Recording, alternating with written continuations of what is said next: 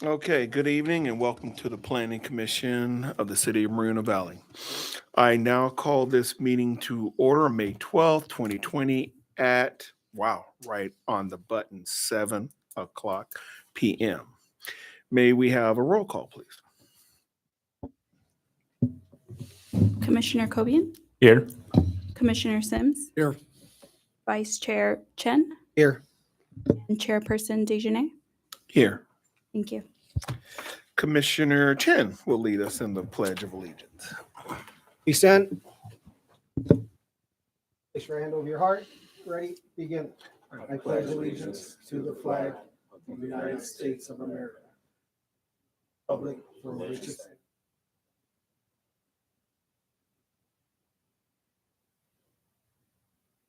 Speed racer over there. Yeah. Well, thank you, Commissioner Chen. Zoom calls with everybody. Oh, and the lag. Okay, we're now going to move to the approval of the agenda. Do we have a motion and a second? Chair, prior to moving to approval, staff would ask if we could move agenda item number 2 to the end of the agenda this evening. Okay, so we're going to move item number 2 to the end of the agenda. Okay, Thank you. got it.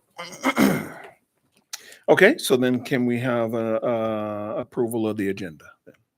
With the move, the second item to the end? Motion? Motion to approve. A second. Okay, so that's a motion by Commissioner Chen and a second by Commissioner Cobian.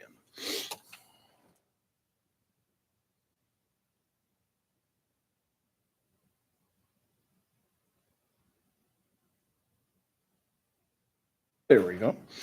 And the motion carries. The next item is public comments on any item that is not on the agenda. Each speaker will be allowed to speak for 3 minutes on any item not on the agenda. Are there any speakers? That's short and sweet right there. That's okay. Not at this time, sir. Okay. That's different. The next item on the agenda is the approval of the consent calendar. The items on the consent calendar are routine in nature and may be approved, we'll approve all at the same time. However, any commissioner may pull an item for the consent calendar for discussion and a separate vote. Members of the public may comment on the items on the consent calendar up to a maximum of 3 minutes. Do we have any public comments? No, sir. Okay. Well, I guess we're moving right along then. Item number 1. Let's see, we got minutes of the approval of April 28, 2020 Planning Commission meeting. Do we have a motion and a second? So that's the okay. Motion. Second. A motion by Commissioner Cobian and a second by Commissioner Chen.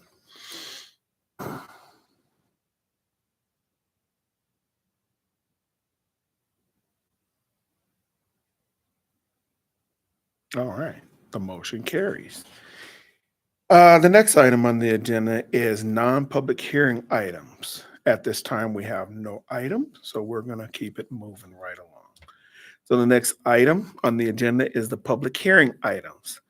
So we got item number 1, the applicant is requesting a conditional use permit for the operation of a commercial cannabis dispensary within the existing 2,735 square foot portion of the Vista Paint building that would be converted into a new tenant suite. Can we have a staff report? Thank you, Mr. Chairman. The item this evening will be presented by contract planner Melinda Lim.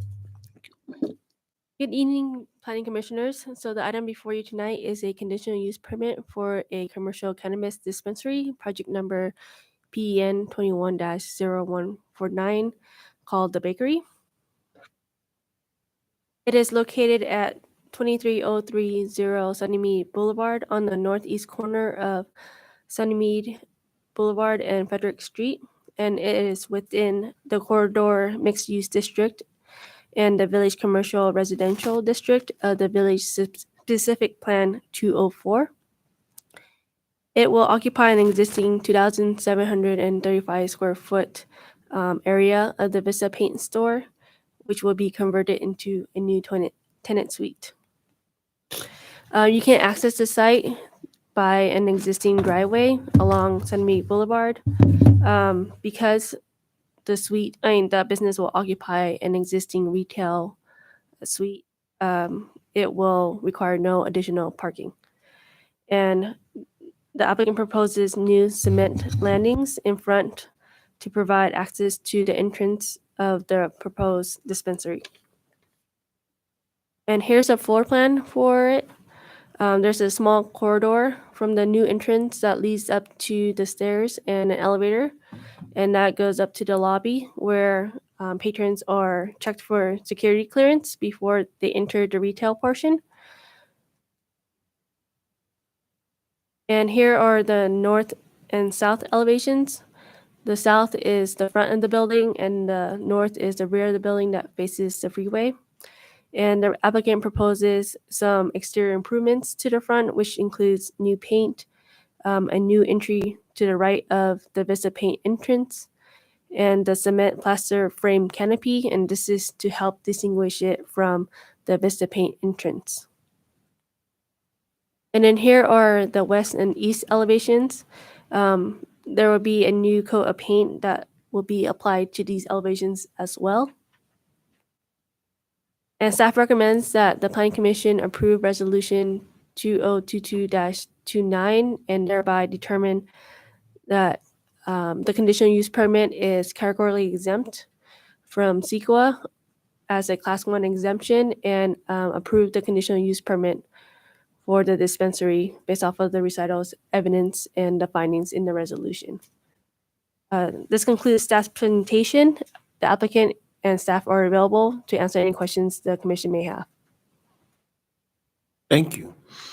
Are there any commissioner questions for staff?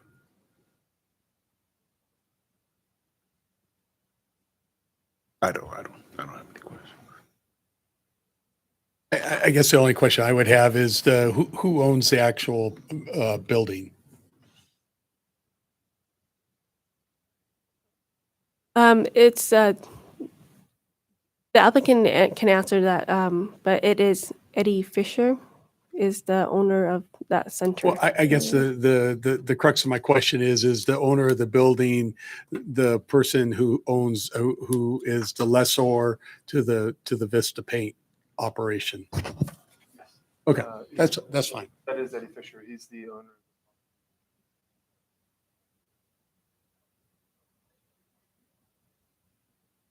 Okay. This will be our 11 dispensaries.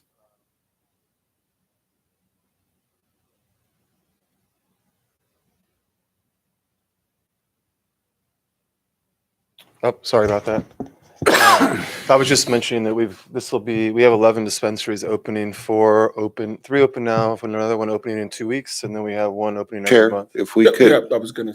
if we could Any- go to applicant's presentation, Yeah, then we kinda- can let him. Kind of melding right into Yeah. before we get the applicant to speak, is there any other questions for commissioners to staff? The only other question I have is the elevator going to be used or it's going to be completely separate access with through the stairwell to the dispensary? Both the stairwell and the elevator will lead up to the dispensary. The elevator is there for ADA access, and I believe anyone can use the elevator. Okay, but does the person have to go through the Vista Paint to use the elevator to go No, to the dispensary, this or is it's a- access from the? There's a separate entrance Okay. created for the dispensary. All right, thank you. That's all I have. Any other commissioner questions for staff? Okay, well, I would say at this time, would the applicant like to speak? Yeah, I just wanted. My name is Mark Malatesta. I'm one of the founding partners of the business. We appreciate the opportunity to open a store here in Reno Valley. San Jacinto just opened up about 6 weeks ago. So I'd invite anybody who'd like to come take a look. They're more than welcome, and I will meet anybody there anytime they'd like, and we can show them around. I actually had the third dispensary in Santa Ana that was open in 2015, the first licensed one. So I've been doing this quite a while. My retail background is Kohl's and Target and Walmart, so I have a pretty significant retail background. I think I can bring some interesting things to the city, and I think we'll be well received by the patrons as well. We also do a lot of community involvement, SB 34 program, which is the Veterans Initiative, so that we can get them product for free for ailments when they qualify. Each one of our stores has that program, so we plan on bringing it to here as well to offer veterans some relief that they may not be able to get otherwise. Okay. I've been in the business for quite some time. We own some brands. We own some distribution companies and things as well. So we're a fairly good sized company, pretty well funded. I think we'd be a good asset for the city. Thank you. Are there any commissioner questions of the applicant? What's the name of the dispensary? It's going to be called the Bakery Dispensary. So the signage will have dispensary on it. It'll say Bakery Dispensary. I'm more than happy to send some renderings. We have some of that as well. I was going to bring a presentation, but I didn't want to waste a bunch of time. I figured I could show you guys some other things. Will you be using Vista Paint? Well, actually, yes, we will. Funny enough, but Eddie's been with us since the beginning. So we wanted him to try to relocate, but he insisted that was one of his best stores out of all 50. So we're like, okay, because the second floor is not ideal, honestly, but I've had some experience on second floor retail, and I think that we can do just fine by making that corridor attractive on the way in. That's funny. Yeah, but we will be think using you Vista said that Paint. there was If gonna we be, didn't, he might have a they're gonna problem. paint. Any other questions?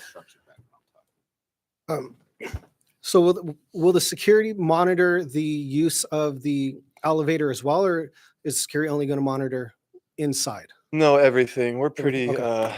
It'll monitor the whole corridor as well as the elevator, the stairwell. That we'll also make the corridor nice inside, so it'll be attractive and something for people to want to enter.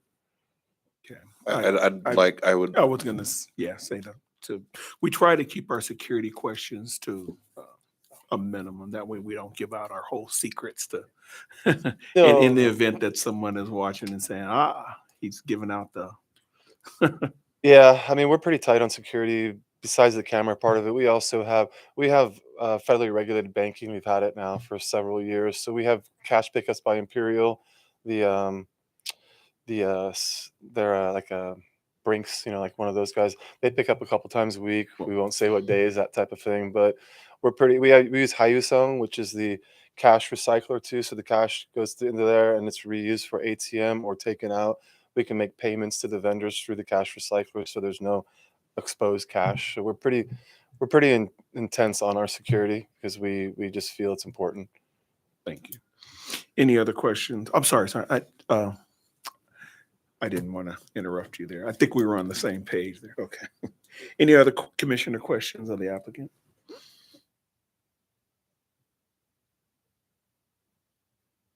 Thank you, sir. Thank you very much. I appreciate your time.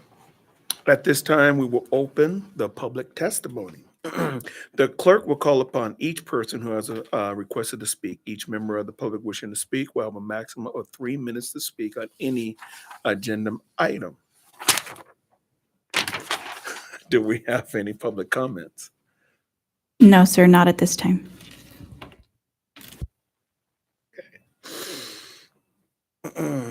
I'm just going right down the agenda. Does the applicant have any additional information they'd like to? There were no comments or anything like that. Okay. Mr. Chair, Yes. I have a comment Sure. because since the issue of security came up. So as you know, all these cannabis businesses have to obtain a state license.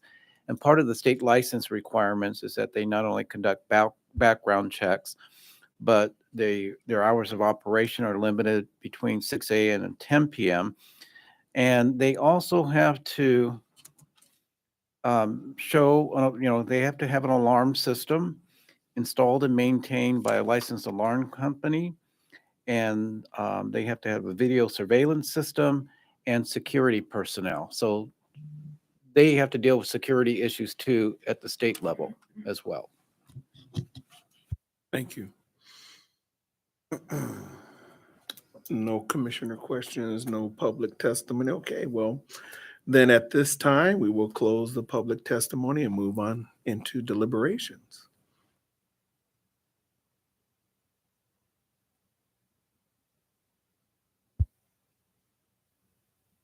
I'll give it a shot. The Vista paint store it's been there for quite a while. I know that. I used to frequent that Taco Bell, but that upstairs, I'm assuming, is unutilized space. If I were a building owner, I would want to maximize the space in my building. So I understand the reasoning behind it. From what I've seen from a lot of these new dispensaries, they do a pretty good job of cleaning up the areas. Matter of fact, I've seen them cleaner than I ever have once they move in. So, I mean, what can I say?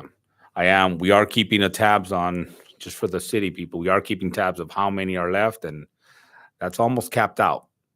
So I know that the cities, some residents are very concerned how many dispensaries are going to be in the city. Well, they're almost capped out. So I think this is a good addition. So.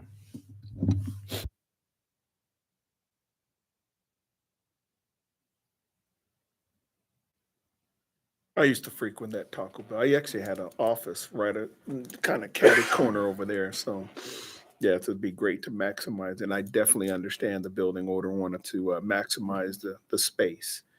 And I do see a letter here with some concerns, and I definitely understand.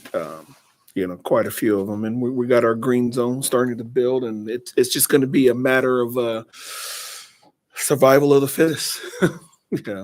With that many dispensaries going up in the concentrated area. So good luck to you, sir. We'll see what we're gonna do here before we take a vote. And do we have? If there's no other questions, I would ask for a motion and a second. Move to approve resolution number 2022-29. I second that. A motion by Commissioner Chin and a second by Commissioner Colby. All right. Let's vote. 1, 2, there we go. The motion carries. Do we have a staff wrap-up? Thank you, Mr. Chair. The action taken by the Planning Commission this evening is an appealable action. Any interested party that would like to file an appeal may do so within 10 days of this action. If an appeal is filed, it must be in writing and directed to the Community Development Director, stating the specific reasons for the appeal, along with the appeal filing fee. If any appeal is received, it will be agendized for a public hearing before the City Council. Thank you. Thank you. Moving on to our next item, which we have, we're going to move on to item number 3, okay? The staff is proposing Omnibus Municipal Code amendment, including various updates and text cleanups for the purpose of clarifying and streamlining various development standards within Title IX Planning and Zoning, which includes Chapter 9.02 Permits and Approvals, Chapter 9.09 Specific Use Development Standards, Chapter 9.13 Specific Plans, Chapter 9.14 Land Divisions, and Chapter 9.16 Design Guidelines. Can we have a staff report? Thank you, Chairman. Good evening, Chair and Commissioners. The project before you this evening is an Omnibus Municipal Code amendment. The Municipal Code amendments revise various sections of Title IX, Planning and Zoning, to address the following state requirements necessary to comply with either state law and HCD requirements, streamline existing requirements, minor clarifications and cleanup items.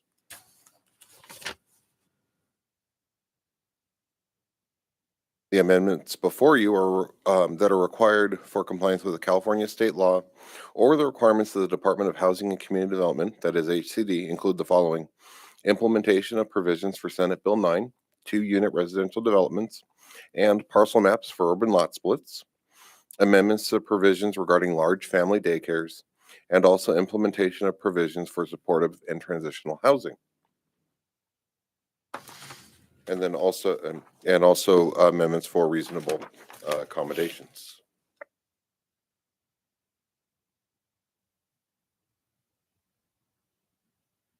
Additional amendments that are proposed by city staff this evening include allowing for hotel uses within the highway office commercial district, requiring hotel rooftop amenities for hotels 4 stories and over, repealing requirements for a change of zone application in order to adopt a specific plan, and amending specific plan adoption and amendment procedures to allow for specific plans to be adopted by resolutions. Staff recommends that the Planning Commission approve Resolution number 2022-31, recommending that the City Council approve the proposed municipal code amendments before you this evening. Thank you. Thank you. Are there any commissioner questions for staff? Okay. I just would like the, clarifications on some of the things. So the, one is that this is the act here tonight is a mandated requirement the city is required to do to comply with current SB 9 requirements. So the provisions related to Senate Bill 9 for the 2-unit development, as well as the urban lot splits, are both specific to SB 9.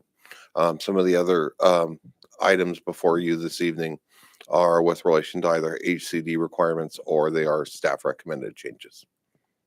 Okay. So explain just for everybody the ramifications of the urban lot split.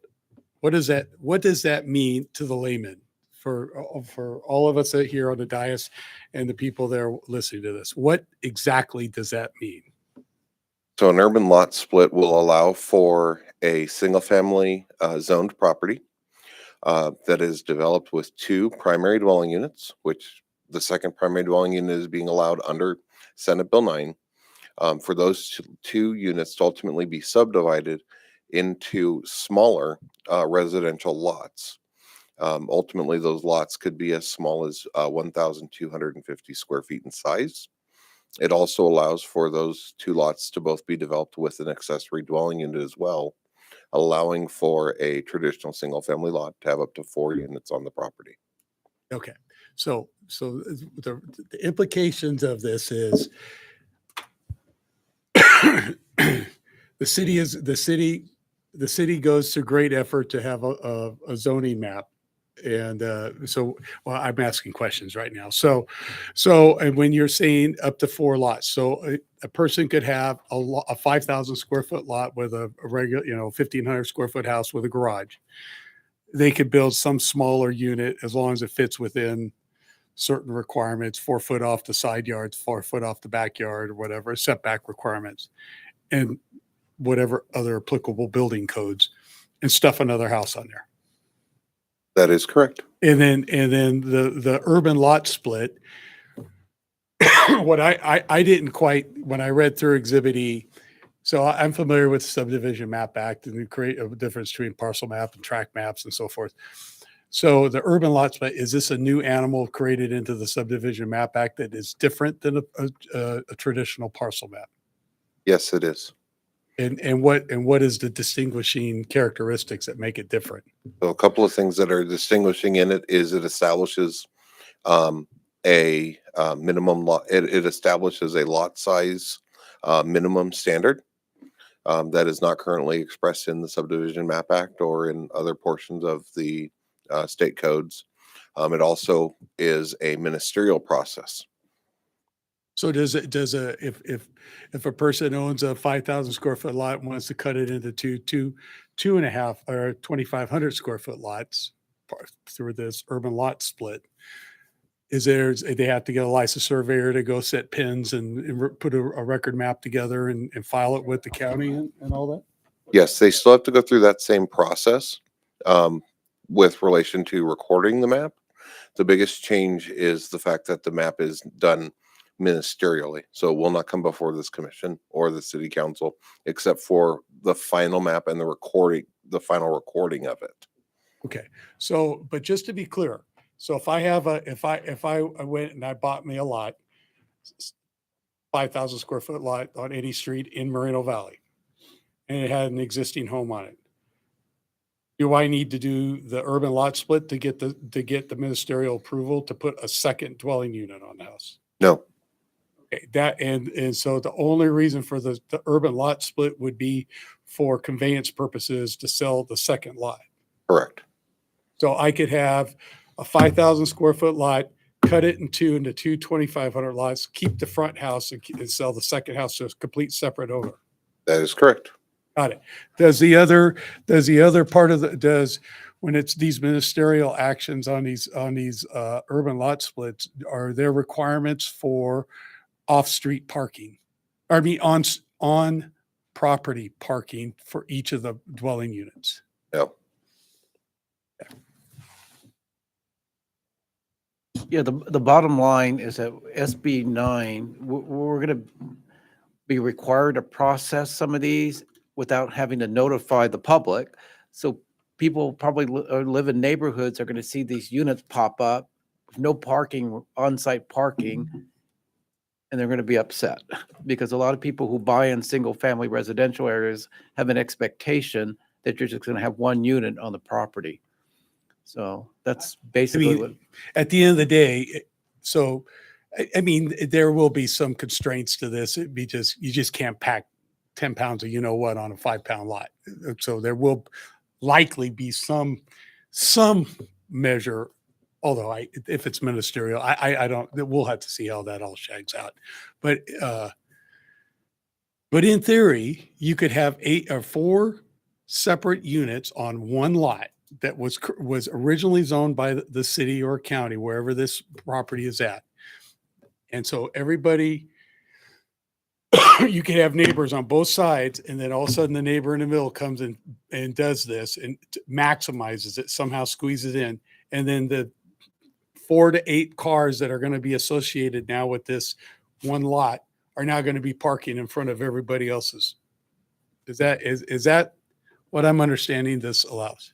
That would be correct. The one thing I would note is whether or not the city adopts this ordinance, it's already allowed. Oh, yeah, So I want to clarify that. This is just a crawl in my throat that I am having a hard time spitting up. So, but Also, one of the reasons the city is taking on the ordinance to bring it before the planning commission is it allows us to implement some requirements as part of our ministerial process related to architecture would be one example. got it. Thank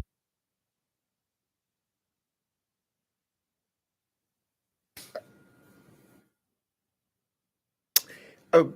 I guess that the SB9 for this urban split, would that supersede any, say you're living in a tract that already has CCNRs, that already has, would that supersede that? No, Ah, okay. but that would be a private civil dispute amongst the homeowners in that association. Right. Okay. So a homeowners association would have some protections to prevent that from happening. Okay, so they couldn't come in, tear that property down in the middle of this neighborhood and put up a fourplex. They don't have to tear. Yeah, the thing No, they wouldn't have to, but Well- if they wanted to, they could. the complexity when we deal with issues like this, when we're dealing with state law, is that we still have an obligation to process it. So there are probably going to be times where we issue a permit or cities issue permits that we're required to process, but they can't use the permit because they live in a gated community that prevents that particular use. So Or that pops association. up a lot. Okay. But we always tell them that's a civil dispute amongst you. It doesn't involve the city. Okay. Bit of. Bit, 'Clarify.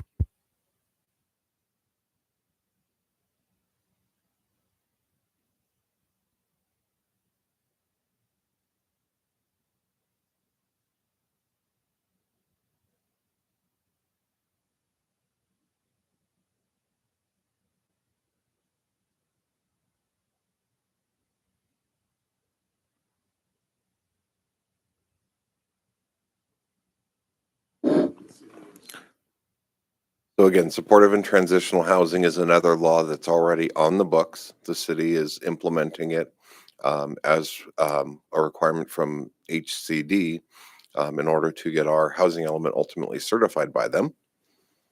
So that's the purpose behind why it is coming before you at this time.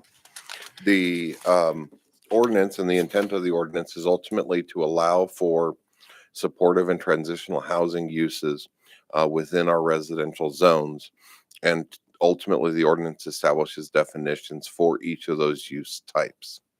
They have to be, the state law does mandate that they are a permitted use in those same zones where residential uses are allowed within So the city. what is exactly, I didn't go read the government code section. What is transitional and supportive? Are these drug addict rehab houses, or these are, foster care houses, or these homeless encampments being moved into the neighborhood, or what do we got?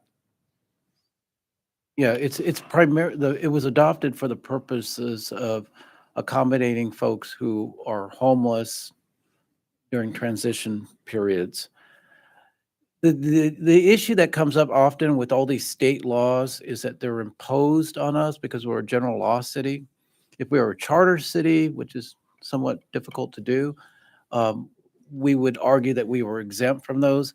But so the way it works is the state will adopt this law, and the law will provide city, if you don't adopt an ordinance that kind of puts restrictions that you're allowed to put, then the default is you have to comply with the state law as written.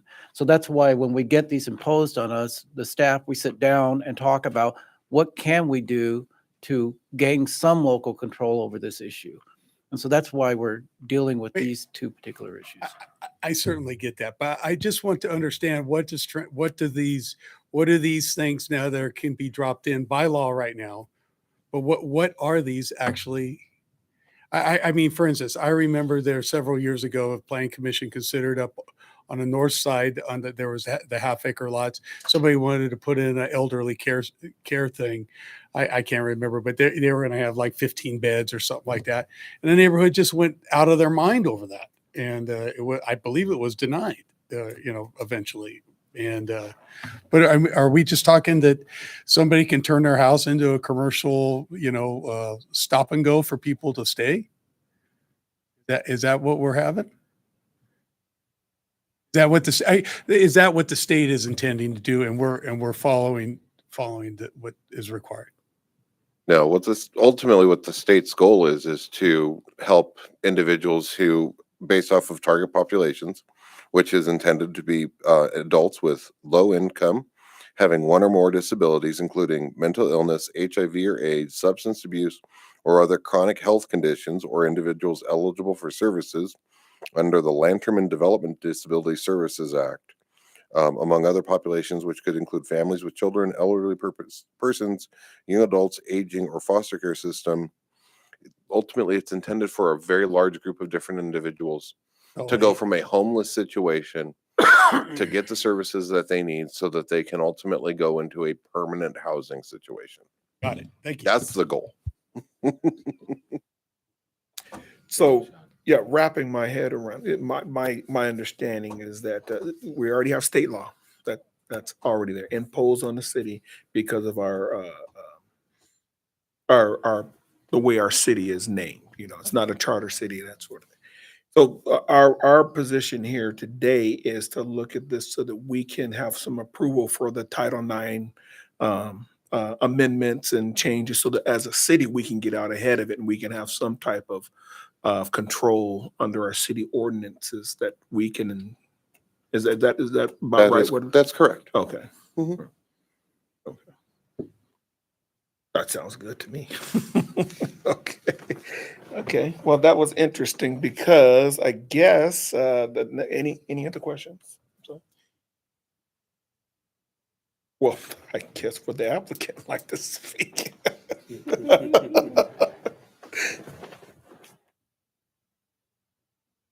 City staff is good with the presentation we've made. Okay, so I take it we've already questioned our applicant already. At this time, we'll open up the public testimony. The clerk will call upon each person who has requested to speak. Each member of the public wishing to speak will have a maximum of 3 minutes to speak on an agenda item. Do we have any public comments? No, Chair, not at this time. That one will be interesting. All right. Any additional comments by the applicant? No? None. Well, moving right along, then at this time, we will close the public testimony and move to deliberations on this item. So, start. Homeowner, no one wants, everyone thinks the worst of transitional housing.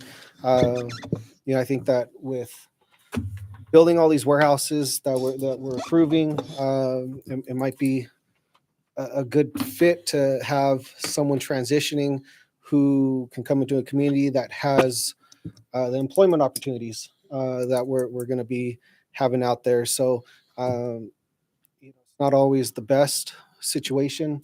I don't think 100% of the transition opportunity is going to pan out, but we have to try. We have to do stuff, especially if it's mandated. We're trying to get out in front of it. I think that it's something that could work to our advantage to help, fill all these jobs and that we're going to have. So, everything else, I understand. It's just all, house cleaning, and we're trying to get ahead of it and try to remain in control of the situation the best we can. And I think the staff's done a great job at trying to figure out how our city can stay in control, best they can.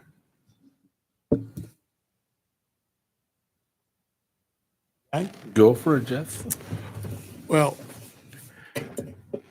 this is the consequences of uninformed voters approving things that sound good, and uninformed or legislators that try to put things or pass law that sounds good, and it has well-intended meanings, but has significant unintended negative consequences.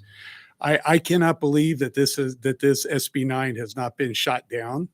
And I hope and pray that it does get taken down. It seems unconstitutional from a city. As a city, people make a choice to live in a city. Why do people live in a city versus living in a county? People that want to live in a county want to have more of a free for all there because there's less restrictive land use, and you can do more kind of at you're doing your own thing.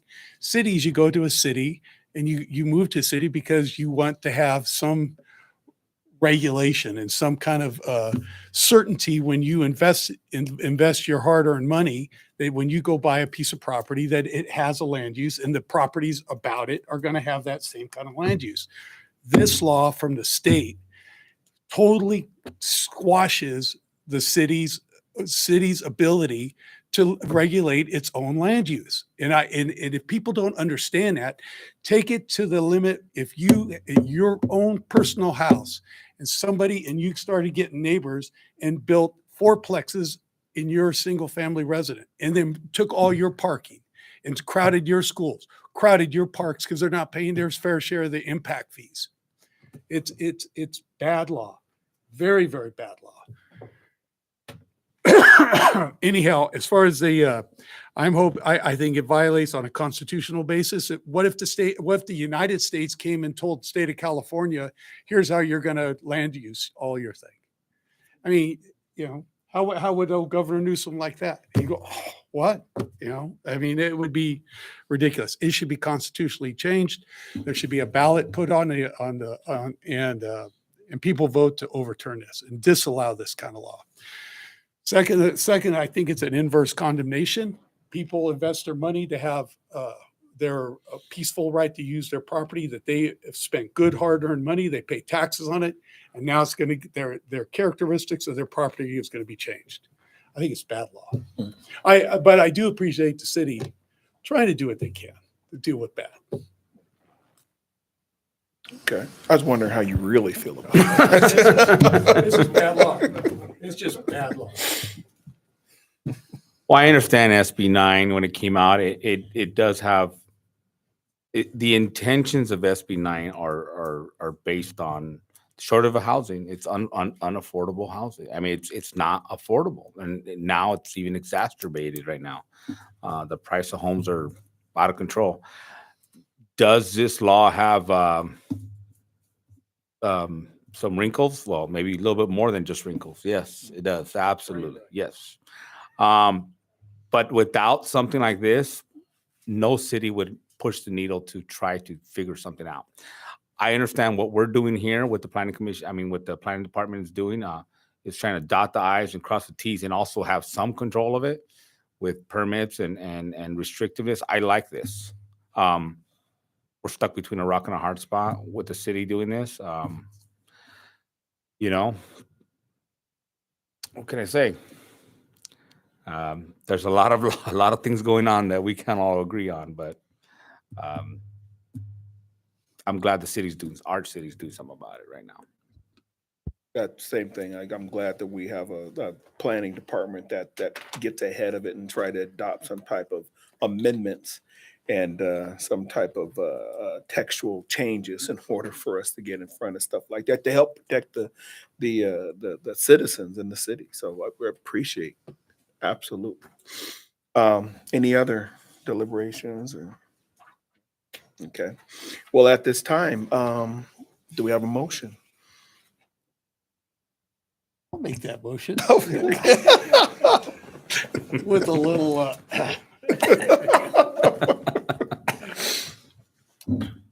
I recommend that we, the Planning Commission approve resolution number 2022-31. I second that. That's a motion by Commissioner Sims and a second by Commissioner Cogan.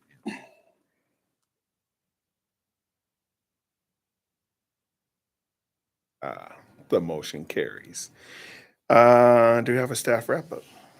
The recommendation of the Planning Commission on this item will be carried forward to the City Council for their consideration and final action. Okay. Do we know if the applicant for item 2? Okay. All right. All right. So the next item would be the next item on agenda, which was item 2, which we pushed back. The applicant is requesting a conditional use permit for the operation of a commercial cannabis dispensary with an existing 2,400 square foot suite in the Sundance Plaza. Can we have a staff report? Thank you, Mr. Chair. The presentation this evening will be made by contract planner Melinda Lim. Thank you. So this conditional use permit is for a commercial cannabis dispensary, project number PEN 21-0249, and it'll be called Element 7. It's located at 24471 Sunnymead Boulevard on the southwest corner of Sunnymead Boulevard and Indian Street, and it is within the corridor mixed use district and within the village commercial residential district of the village specific plan 204. The dispensary will occupy an existing 2,400 square foot retail suite within the Sundance Plaza. So the suite itself is outlined in red and the plaza is outlined in blue. Access to the site is provided by 2 driveways and they're existing on Sunnymead Boulevard. And because the dispensary will occupy an existing retail space, no additional parking is required. And here's a floor plan for the proposed dispensary. The applicant proposes tenant improvements to include modifications to the existing floor plan by adding full height wall partitions to establish a lobby, dispatch area, retail area, and a storage room. And then here's the colored rendering of the front elevation, also the north elevation, and the applicant proposes to keep the existing design elements and the color of the building to be consistent with the rest of the shopping center. And there will be a film placed on the glass so you're not able to see into the store. This rendering is just for demonstration purposes. And the signage that you see here is what the applicant is proposing and will be reviewed under a separate permit. Staff did receive a public comment today for this item, and it was provided to the commission.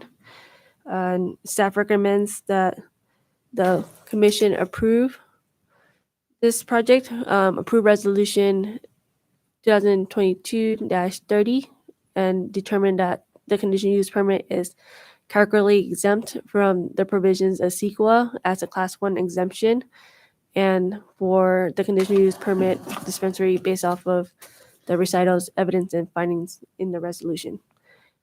Staff and the applicant are here, and we're ready to answer any questions that the commission may have. And this concludes staff's presentation. Thank you. Are there any commissioner questions for staff? In this, I'm sorry, I must have missed where exactly. Where in the Sundance Plaza is it going to be located? It'll That- be, okay. yes, I and see that's- that. Okay. Okay. The previous tenant was like a martial arts. Yeah. Martial Arts Academy.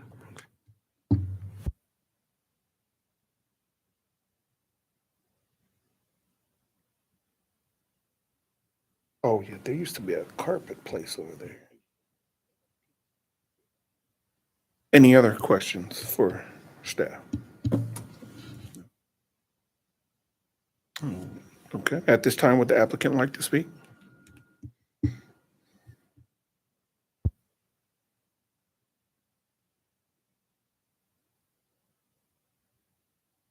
Good evening, Planning Commission and city staff. I appreciate you waiting a few minutes for me. Through a miscommunication, I had thought I could do this via Zoom, but I ended up hopping on the first flight down so I could make the meeting and address you in person. We think it's an ideal location, located in the plaza there. Ample parking, plenty of lighting, security. Overall, we can't wait to become a valued member of the Moreno Valley business community. And I'm happy to address any questions you may have. Well, thank you, thank you. Are there any questions from the commissioners for the applicant?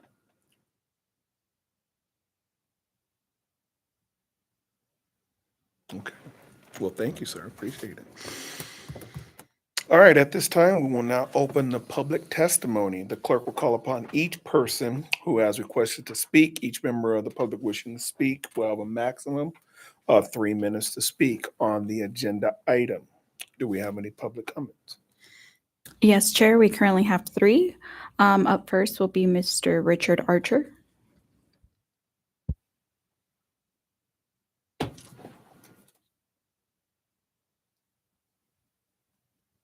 Good evening, and thank you for the opportunity to speak on this particular issue. I've been assisting over at the Sundance Center for quite some time, and I've had a chance to see a number of tenants coming in, but I'm highly impressed with this particular operation that's coming in, Element 7. They are sufficiently financed, and they have an extremely impressive operation. They do have a number of other dispensaries throughout the state of California, and I think that this is going to be certainly a real game changer as far as the shopping center is concerned. I think it's going to raise the bar considerably for them, and I think it'll be obviously something that will, I think, create some dramatic changes as far as the center, particularly as far as bringing in traffic, and how it will also benefit the other tenants as well. So I certainly hope that you will approve this. Thank you. Up next is Mr. Tom Gerald.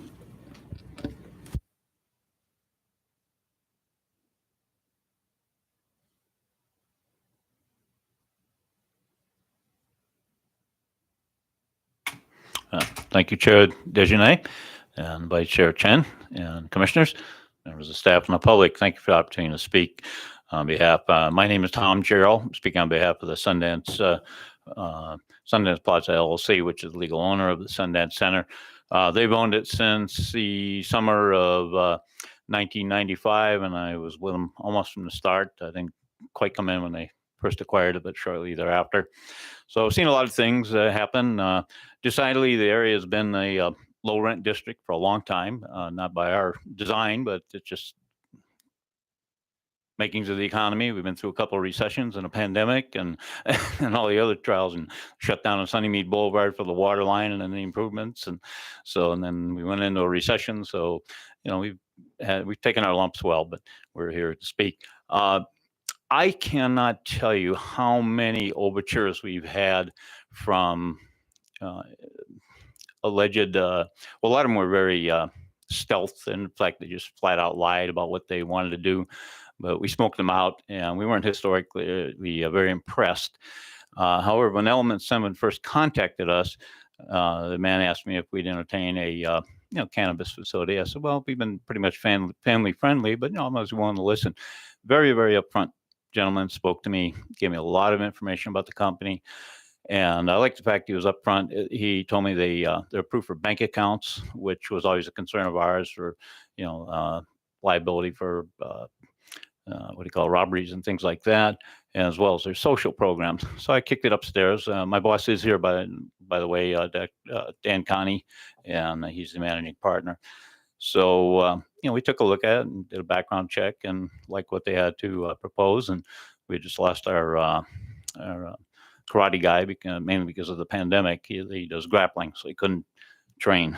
And so, as I said, we just like what they brought to the table. As Mr. Archer said, we see it as a chance to upgrade some things. And I'm not personally a user. In fact, I was opposed to the ordinance when it first came in, but I think you've heard me speak how I've endorsed a lot of what will be our competition, because these cannabis facilities are doing a very, very good job. But much to be said for the city. I mean, they run a tight ship. You guys do a good job, and I'm proud of that. But the industry is doing their share too. And good lighting, good security, and good policing. We don't see the rowdy behavior that you might anticipate. It's very compatible. So those are my comments, and I appreciate you giving it consideration. Hope you can find it to your pleasure to approve it. Thank you. Thank you. Lastly, we have Don Martin.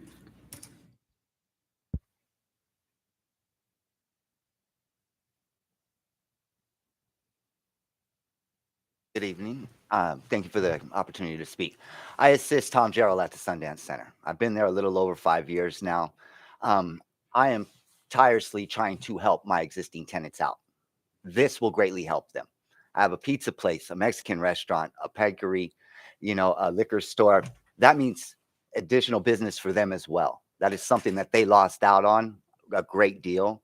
I have tenants now that are making thousands of dollars less a week. This will help bring them back to that. This will help bring in new clients, new people to shop, new people to visit our existing tenants. It helps with the improvements at the center, making it look better, security. I know the things that we go through, and this would greatly help us. This would greatly help our tenants, and I implore upon you to please approve this recommendation. I'm not going to keep you guys' time for too long. I'd rather just keep it short and sweet for you guys. Like I said, it greatly helps the center, the plaza, and our existing tenants by doing this. Thank you, guys. Thank you. Are there any commissioner questions? Would the applicant like to provide any additional information at all? Sorry, I was in the wrong place there.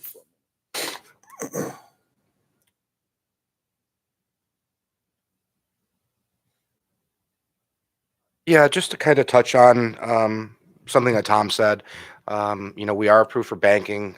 We have operations throughout the state. As a matter of fact, one of the reasons I had to come down here is because we're opening up another store up in Mendocino County next week. So it's kind of all hands on deck over there. I was the available person to come down here. And then he also touched on our social equity component. We're a big fan of hiring, sourcing locally for construction, for materials, for all that. And we also contribute a large portion of our funds to doing things like expungement clinics to help those who have been harmed by cannabis in the past, as well as giving back to the community, helping minority owners, partners with Latino for Cannabis and Indica, which is the National Diversity and Inclusion Alliance for Cannabis. And so working with some of these programs, we really like to give back to the community. Another thing we do is we give 10 hours per quarter paid leave to all of our employees to do community service and volunteer for any organizations that they find worthwhile within the community, be it veterans or pets or helping homeless or community cleanup. So we find that our organization finds tremendous value in giving back to the community. So that's something you can look forward to from us as well. So thank you for your time. Thank you. At this time, we're going to close public testimony and move into deliberations. I'll go. Yeah, so I know this shopping center, they just lost Building Up Lives as a tenant recently. And when shopping centers lose tenants, it becomes, a spot for homeless and crime to congregate. So I think that getting another tenant in here, getting it up and running, drawing in more business is just going to be good for that the pizza place, the seafood restaurant right there. They got the best pan dulce in Moreno Valley right next door. So grab your hit up both stores. So I think it's a good location. I like the color scheme. Being military, you're always going to love that green. So really like that, and I think they did a good job. Look forward to it. I want to second Matt's sentiments on that shopping center. Definitely could use a little lift. I should have asked this. It's not even a question; it's a statement. More, I'm hopeful that the element 7 with the owner of the property will also do more improvements on maybe the parking lot or do something to make it more inviting to go into that shopping center. I know that liquor store has been there for a while. I know that Marisco place is good.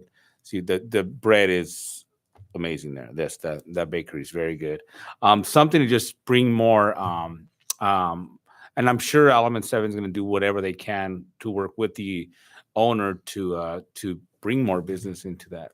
So I think it's a good fit. Okay.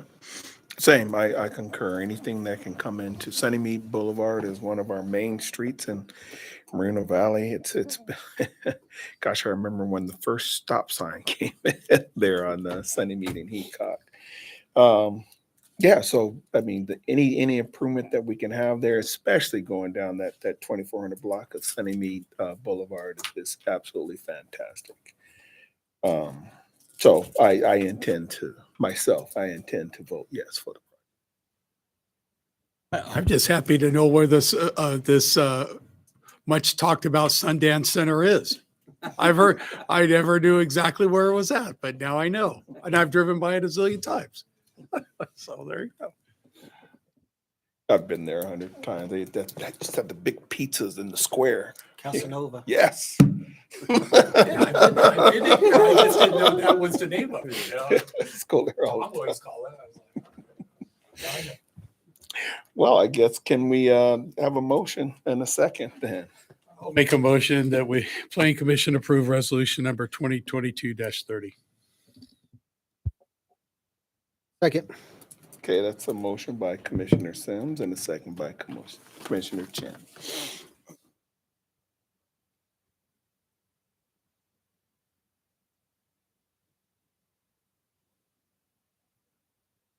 Yes, the motion carries. Okay. The next item on the agenda is other commissioner business. At this time, we have no business. Chair, before we sorry. move on, we do need to do the staff wrap Oh, up. I'm sorry. That's right. We do. My pages are mixed up because we. I apologize that we had to jump to 3. Staff wrap up. All right. The action taken by the Planning Commission this evening is an appealable action. Any interested party that would like to file an appeal may do so within 10 days of this action. If an appeal is filed, it must be in writing and directed to the Community Development Director. stating the specific reasons for the appeal along with the appeal filing fee. If any appeal is received, it will be agendized for a public hearing before the City Council. Thank you. Thank you. All right, there we go. Now we're in the right place. So the next item on the agenda is other commissioner business, and at this time, we have no other items. Next item on the agenda is staff comments. Do we have any staff comments? I do not. Steve? Nothing tonight. Well, there we go. The next item on the agenda is planning commissioner comments. Do we have any commissioner comments?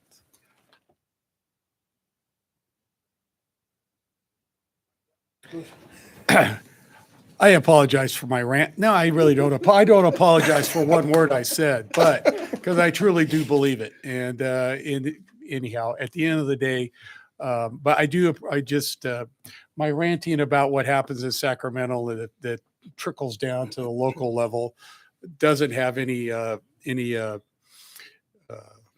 context and appreciation I have for the staff. I do know, and it's my understanding that this. Our city was wise enough to not be the tip of the sword on trying to develop the legal authorities and the codification of what our city is trying to do to grapple with this. They waited to be closer to be further down from the tip of the sword on this thing. So just kind of see what the lay of the land is. I pray and hope that our city doesn't come overrun by this kind of stuff, but we'll see what happens. And I can only say is hopefully I'm being a negative Ned and anticipating more negative than the good. I get the good. I have no problems with any kind of person living in my neighborhood as long as they belong in my neighborhood, and have the same likeness of this is why I moved to my neighborhood. And anyhow, it's nice that the government cares about all of us though. So anyhow, with that, I do appreciate staff doing the best they can with making lemonade out of lemons as far as I'm concerned. All right. Thank you, Chair. Favorite part of the meeting, I get to, speak on non-agenda items. Okay. And so belated happy Mother's Day to all the mothers out there in Moreno Valley. Second, our Moreno Valley High School Vikings are in the CIF playoffs. They've already won their first 2 games. Tomorrow, baseball. They're in the quarterfinals. They play tomorrow, 3:15 here at home. So, encourage everyone to come out, support our local high school team. They're doing great. They're ranked number 1 in Division 5. So they're doing awesome. And then last Saturday, Beautify Movell, 8 a.m. here, City Hall. Come out, support our community. We're going to be cleaning up Sunnymead and Woodland and Woodland Park. And I believe they usually have some good food. So 8 a.m. to about noon. Thank you for that. I actually thought about going until my appointment confirmed at Topgolf. It's hard to get into that place. Yes, I've heard. AM appointment. Okay, well, another. No. Okay, at this time, the Planning Commission meeting is adjourned at, that's what we got here, 8:03, to our next regular meeting on May 26, 2022.